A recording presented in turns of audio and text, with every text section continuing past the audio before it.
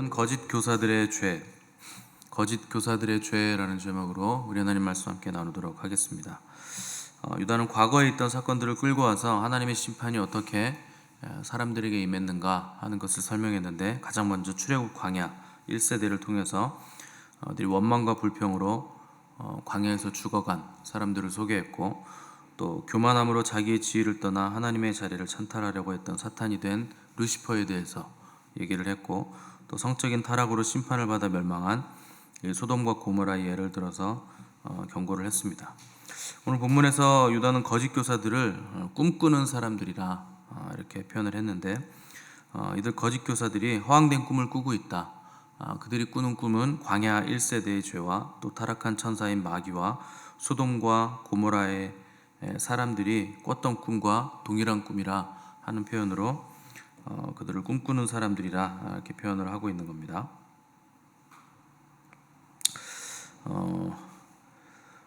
유다는 이들의 죄를 이 세 가지 종류의 죄로 우리에게 이제 소개를 하고 있는데, 8절에 보시면 육체를 더럽히며 권위를 업신여기며 영광을 비방하는 죄가 있다, 이렇게 얘기를 했습니다.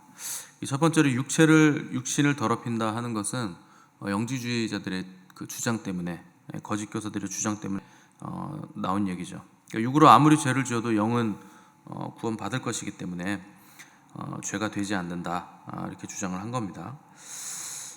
근데 이런 영지주의자들의 거짓 가르침은 이제 방만하게 육신을 아무렇게나 죄를 지어도 괜찮다는 생각을 주기 때문에 초대교회는 영지주의와의 끊임없는 싸움을 계속 해왔던 겁니다. 그래서 바울도 고린도 교회를 향해서 너희 몸은 너희가 하나님께로부터 받은 바 너희 가운데 계신 성령의 전인 줄 알지 못하느냐, 너희는 너희 자신의 것이 아니다, 이렇게 편지를 했죠. 육체가 내 것이라고 생각하는데 그거 내 것이라고 생각해서 내가 함부로 쓸 수 있는 것이 절대 아니라는 겁니다. 또 창녀와 합하는 자는 그와 한 몸이 된다, 또 경고를 했고, 음행을 피하라. 사람이 범하는 죄마다 몸 밖에 있거니와 음행하는 자는 자기 몸에 죄를 범하는 것이다, 이렇게 엄하게 경고를 하고 있습니다. 그러니까 육체로 짓는 죄가 절대 그게 가벼운 죄가 아닐 거라는 거죠. 여러분들 육체 때문에 죄를 짓는데 육체로 짓는 죄는 구원과 상관없다고 주장하는 것이 얼마나 말이 안 되는 주장인가 하는 것을 우리에게 반복적으로 얘기를 하고 있는 겁니다. 그래서 그리스도인들은 그리스도의 정결한 신부로서 자신을 정결하게 유지를 해야 됩니다. 그 음란한 마음이라는 거, 이게 하나님을 향한 그 경외심이 절대 자랄 수가 없는 마음이고, 또 이 음란한 마음에 말씀의 씨가 뿌려졌을 때 절대 싹이 나고 뿌리를 내릴 수가 없고 열매를 맺을 수가 없기 때문에 우리는 정결한 마음을 유지하기 위해서 항상 애를 써야만 된다는 거죠. 그래서 대표적인 악, 오늘날을 우리가 짓는 대표적인 악이 이 음란입니다. 그래서 이게 우리의 육체를 더럽힐 뿐만 아니라 우리의 영혼까지도 망가뜨리는 것이 이 육체로 지는 음행의 죄라는 것을 우리가 알고서 이 음행을 피해야만 된다 하는 것이죠. 두 번째로 거짓 교사들의 죄는 권위를 업신여기는 죄가 있다, 이렇게 기록을 했습니다. 이건 사탄이 하나님의 자리를 찬탈하기 위해서 자기 위치를 떠난 죄를 말하는 것인데, 권위라는 말 자체가 이 헬라어가 퀴리오테스예요. 많이 들어보신 단어일 텐데, 퀴리오 하면은 그게 이제 주인, 통치자라는 뜻입니다. 그래서 권위를 업신여긴다 하는 것은 통치자 대신 주인 대신 하나님을 업신여긴다라는 뜻입니다. 우리가 어떻게 감히 하나님을 업신여길 수가 있는가, 크리스찬이 어떻게 하나님을 업신여기겠는가, 이렇게 생각하실 수 있겠지만, 하나님께서 세워주신 권위자를 업신여기는 게 곧 하나님을 업신여기게 된다는 겁니다. 그래서 영적인 권위들은 하나님께서 하나님의 권위를 권세자들에게 부여해 주셔서 위임해 주셔서 세운 권위이기 때문에 그 권세자를 업신여기면 그를 세우신 하나님을 업신여기게 되고, 그게 하나님을 업신여기게 되는 죄가 된다 하는 것이죠. 사탄이 이거를 해서 선사에서 사탄으로 이제 떨어진 거죠. 그래서 사탄은 사실은 가장 낮은 자리로 떨어진 존재인데 사탄이라는 것이고, 유다는 거짓 선지자들을 이 사탄과 같은 자리에 앉아서 사탄과 같은 죄를 짓고 있는 존재로 지금 정죄를 하고 있는 겁니다. 그래서 사람들도 마찬가지죠. 그래서 권세에 순복하지 않고 권세자에게 대드는 자들은 이 마귀와 같은 죄를 짓고 있다고 하는 겁니다. 이제 습관인데 권세자에게 대적하는 사람들은 어디를 가도 권세자에게 대적하는 습관이 있습니다. 근데 여러분 그거 빨리 벗어나셔야 돼요. 뭐 직장 생활할 때도 직장 상사에게 막 대들고 뭐 대적하고 이러는 것도 습관이고, 학교 선생님을 우습게 여기는 것도 습관이고, 또 부모에게 대적하는 것도 습관이고, 또 목회자에게 대적하는 것도 그게 다 습관적인 겁니다. 여러분들이 가만히 그런 사람들 보시면 그런 사람들의 인생이 잘 되던가요? 그 잘 될 수 없어요. 그 권세자에게 대적하고 그 순복하지 않는 자들은 하나님은 항상 권세자를 통해서 복을 주시기 때문에 그를 통해서 내려오는 하나님의 복들을 받을 수가 없고 결국에는 인생이 다 망가지게 돼 있습니다. 그래서 권세자와 틀어진 모든 관계들을 우리는 잘 정리를 해야 됩니다. 그래서 내가 권세자에게 복종하지 못하면 결국에 내가 권세자가 되지 못해요. 권세자의 자리에 갈 수 없는 겁니다. 그래서 권세 아래 있을 때는 순복하고 순종하고 복종하는 연습을 통해서 그 권세자의 보호를 받게 되는 거죠. 내가 책임을 지지 않아도 되는 그 자리에 가게 돼 있는 거고, 그런 사람들이 잘 이제 훈련받고 성장해서 권세자의 자리로 갔을 때는 권세자로서 내 권세 아래에 있는 자들을 보호해주고 대속해주는 연습을 또 하게 됩니다.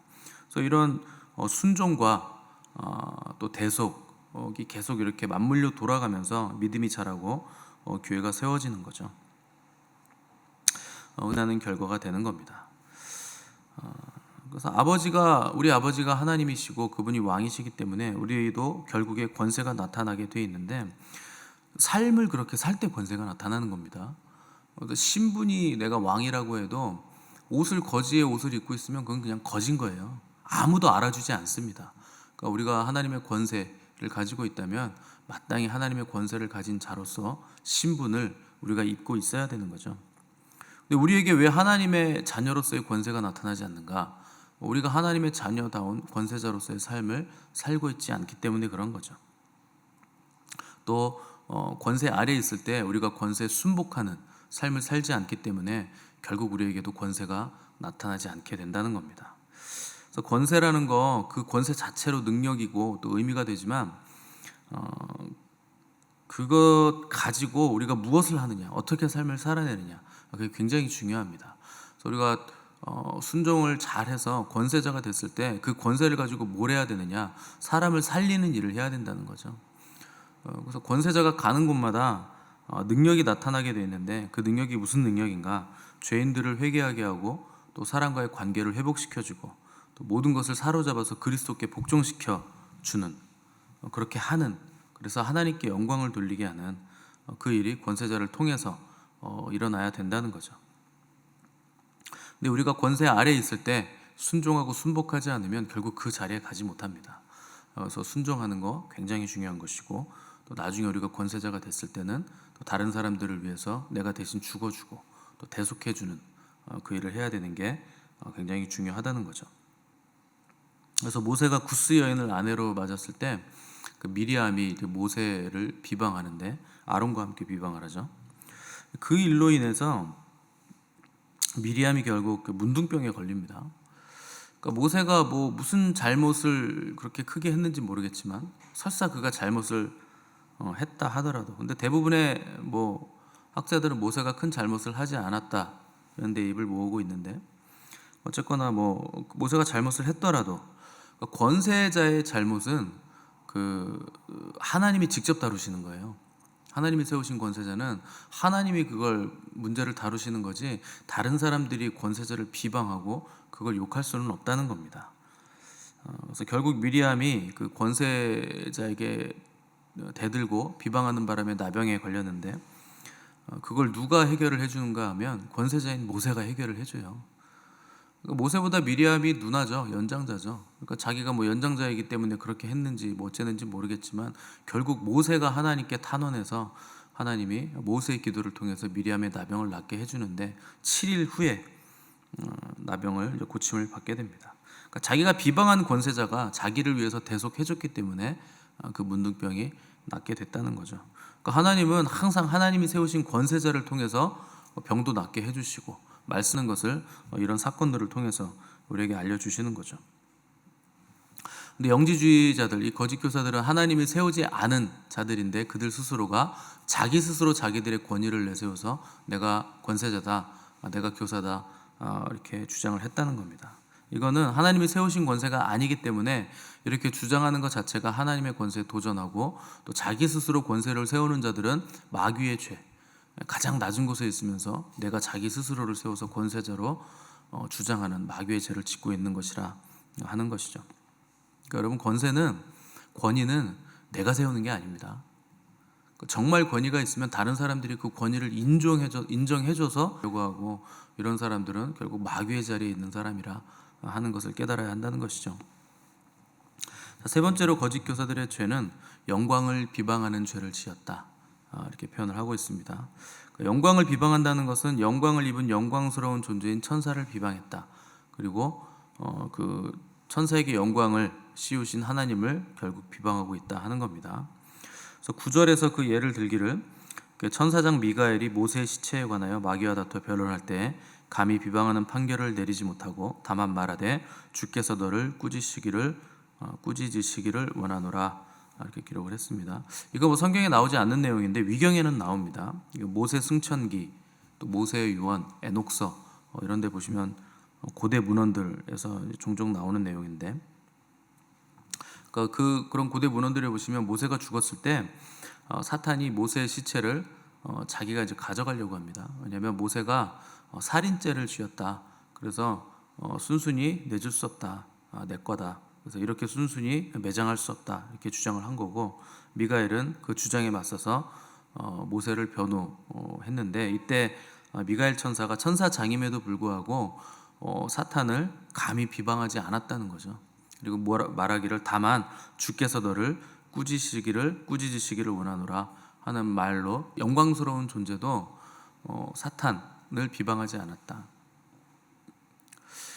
정확히는 잘 모르겠습니다.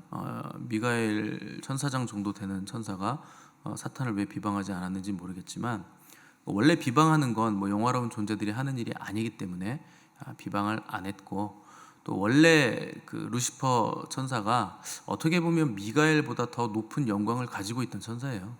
하나님 가장 측근에서 경배를 하던 영화로운 천사였기 때문에 함부로 그를 비방하지 않았을 가능성도 있겠지만, 원래 천사는 다른 존재를 비방하는 존재들이 아니고 하나님의 명령을 준행하는, 또 영광을 입은 존재들이기 때문에 비방을 하지 않았을 겁니다. 정확히는 알 수 없습니다. 그게 또 그렇게 중요한 내용도 아니고. 근데 거짓 교사들은 천사들을 비방하고 대적할 뿐만 아니라 하나님의 주권에까지 도전하는 죄악도 짓고 있다 하는 것이 중요한 내용입니다. 거짓 교사들은 자기들이 무슨 말을 하는지도 모르고 누굴 비방하고 있는지도 모르면서 비방을 한다 하는 것이죠.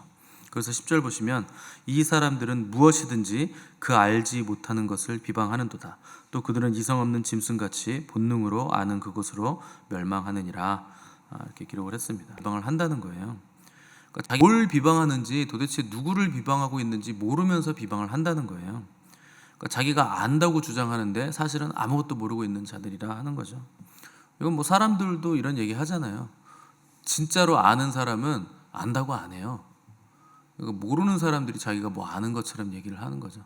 제가 종종 말씀드리잖아요. 말로 논쟁을 하고 싸움을 할 때 누가 제일 무섭습니까? 책 한 권 읽은 사람이 제일 무서워요. 책 한 권 읽은 사람이 다 이깁니다. 그 분야에서 토론할 때. 오히려 그거 연구하고 100권, 200권 읽으면서 논문 쓰고 이런 사람들은요, 잘 모르겠습니다 그래요. 많이 하죠. 잘 모르는 사람들이 안다, 이렇게 논쟁하고 이기는 겁니다. 근데 이 거짓 선지자들도, 거짓 교사들도 비방하고 정죄하고 규정하고 내가 확실히 안다 이렇게 얘기하는데 아무것도 모른다는 뜻입니다. 왜 그렇게 비방하고 정죄하는가? 내가 안다고 생각하기 때문에 그런다는 거죠.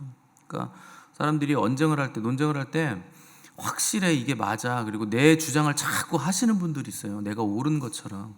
몰라서 그런 거예요. 모르니까 그렇게 강하게 주장을 하죠. 그런 사람들이 있으면 그냥 속으로는 그래 너 잘났다 이렇게 하시고 겉으로는 그래 알아요. 그러니까 사람과 동물이 다른 점이 있어요. 결국에 뭐가 다르냐? 죽음을 인지하는 능력이 다르죠. 끝이 있다는 것을 아는가? 내가 누구 앞에 서야 된다는 것을 알고 있는가 하는 것이 동물과 사람의 다른 점이죠. 근데 이런 자들이 이렇게 비방하며 자기 멋대로 사는 거, 내가 결국 누구 앞에 서서의 경고죠. 세상에 죽지 않는 존재 없죠. 동물도 죽고 사람도 죽죠. 근데 죽으면 뭐 존귀해지기는커녕 다 썩고 냄새나고 다 흙으로 돌아가죠. 근데 사람만큼은 동물과 달라서 죽음 때문에 오히려 사람은 존귀한 존재들이 된다 하는 것이죠. 그래서 시편에서 시편 기자는 성도가 죽는 것을 여호와께서 귀중히 보시는도다 이렇게 기록을 하고 있습니다. 그러니까 성도의 죽음은 너무나 존귀한 것이다. 그것이 영원으로 가는 문이기 때문에 하나님께서 성도들이 죽는 것은 너무나 존귀하게 여기시고 복되게 여기신다 하는 것이죠. 그러니까 하나님의 마지막 죽음을 얼마나 존귀하게 여겨야 되는가, 우리가 그 죽음을 통과했을 때 우리가 어디로 간다는 것을 기억해야 되고, 또 우리가 가는 곳이 정해져 있기 때문에 우리는 삶을 어떻게 살아야 되는가 하는 것까지 생각하기 때문에 사람은 동물과는 다른 존재들이라 하는 것이죠. 근데 어디로 갈지 모르고 있다는 겁니다. 그러니까 아무것도 모른다는 걸 받을 운명에 처해져 있는데 자기들이 운명을 모르면서 그렇게 거짓 진리를 선포하고 하나님을 대적하는 자리에 있다는 거죠. 그러니까 당장의 어떤 유익을 위해서, 당장의 내가 누리는 어떤 뭐 존경이라든가 어떤 위치라든가 또 내가 얻을 유익들을 위해서 진리를 대적하는 자리에 가 있다는 거, 정말 아무것도 모르고 그렇게 하고 있다는 겁니다. 생명을 잃어버릴 지금 위기에 처해 있는데 그걸 깨닫지 못하고 비방을 하고 있다는 거죠. 이게 무슨 소용이 있겠습니까? 생명을 잃어버리는 그 유익들, 세상의 유익들이 아무런 소용이 없다는 거죠. 그래서 영원한 생명이라는 거, 그 진리와의 관계이면서 영원한 생명을 얻을 수 있는 방법은 없다는 거죠. 그래서 우리가 절대적인 가치로 여겨야 되는 건 이 생명, 영원한 생명, 이것을 우리가 절대적인 가치로 여겨야 되고, 그것은 진리 안에 내가 어떤 관계로 지금 존재하고 있는가 하는 것으로 우리가 얻을 수 있다는 겁니다. 다른 모든 것들은 이 영원한 생명에 비하면 다 찰나적인 거예요. 그게 아무리 뭐 영화롭다고 해도, 이 땅에서 무슨 부귀영화를 누린다고 해도 다 찰나적인 거고, 다 상대적인 거고, 다 그냥 지나가는 겁니다. 순간적인 거죠. 생명만이 절대적인 가치가 있다는 거죠. 그래서 주님은 사람이 만일 거짓에는 생명이 없습니다. 거짓 선지자들에게는 생명이 없고, 또 진리를 왜곡하는 자들은 심판을 벗어날 수가 없는 겁니다. 그래서 우리가 항상 집중하고 있어야 될 것은 영원한 생명이죠. 하늘의 가치죠. 그래서 거기에 집중을 하셔야 돼요. 찰나적인 이득, 영화를 위해서 남 비방하고 권위에 불순종하고 그렇게 살면서 에너지 소비할 시간이 없다는 겁니다.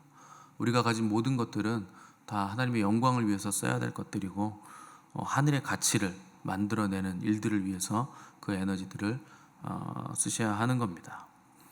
그래서 그 외의 것은 다 그림자들이다 하는 것을 여러분 깨달으시고, 그림자 쫓아다니는 영원한 삶을 살아가시는 저 여러분들의 복된 삶이 되시기를 간절히 바랍니다. 함께 기도하겠습니다.